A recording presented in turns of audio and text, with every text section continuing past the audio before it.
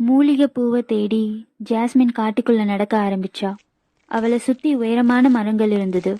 அந்த மரங்கள் முழுக்க ரத்தம் வடிகிறத அவ பார்த்தா. அது எல்லாமே இதுக்கு முன்னாடி அந்த காட்டுக்குள்ள போய் இறந்தவங்களோட ரத்தம்.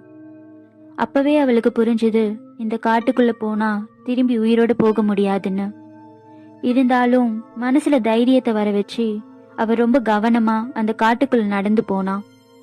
வானத்துல நிலா சிவப்பு நிறத்துல ஜொலிக்க அதோட வெளிச்சம் படுற பாதையை நோக்கி அவ நடந்தா. திடீர்னு அவ கண்ணுல ஏதோ வெளிச்சமா தெரிஞ்சது. அதை நோக்கி நடந்தா.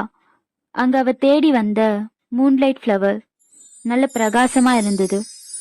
ஜாஸ்மின் அதை பார்த்த சந்தோஷத்துல சீக்கிரம் அதை பறிச்சுட்டு இந்த இடத்த விட்டு போகணும்னு நினைச்சா. ஆனா அந்த நேரம் பார்த்து அந்த காட்டோட ராஜா வந்துட்டான். ஜாஸ்மினுக்கு என்ன பண்றதுன்னு தெரியாம அப்படியே திகைச்சு நின்னா. என் காட்டுக்குள்ள வர உனக்கு எவ்வளவு தைரியம்? இப்பவே உன்னை கொள்ளுறேன் பாரு அப்படின்னு அந்த காட்டு ராஜா சொல்ல ஜாஸ்மின் தன்னோட நிலைமைய பத்தி சொன்னான். என்னோட தம்பி உயிருக்கு போராடுறான். இந்த பூவை வச்சுதான் அவன் உயிரை காப்பாத்த முடியும். நான் அவனை குணப்படுத்தினதுக்கு அப்புறம் நீ என் உயிரை எடுத்துக்கோன்னு சொன்னான். அதுக்கு அந்த ராஜா, நான் யாரையும் உயிரோட விட்டதில்லை.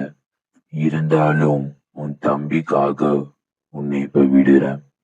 ஆனா நீ உன் உயிரில பாதிய எனக்கு இப்ப தரணும்.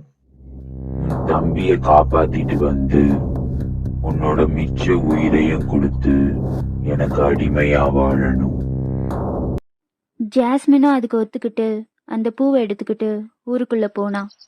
தன்னோட தம்பிய அந்த பூவை வச்சு குணப்படுத்திட்டா. அடுத்து ஜாஸ்மின் அவளோட பாதி உயிருக்காக போராட போறாளா, இல்ல அந்த ராஜாவுக்கு அடிமையாக போறாளான்னு அடுத்த பகுதியில பார்ப்போம்.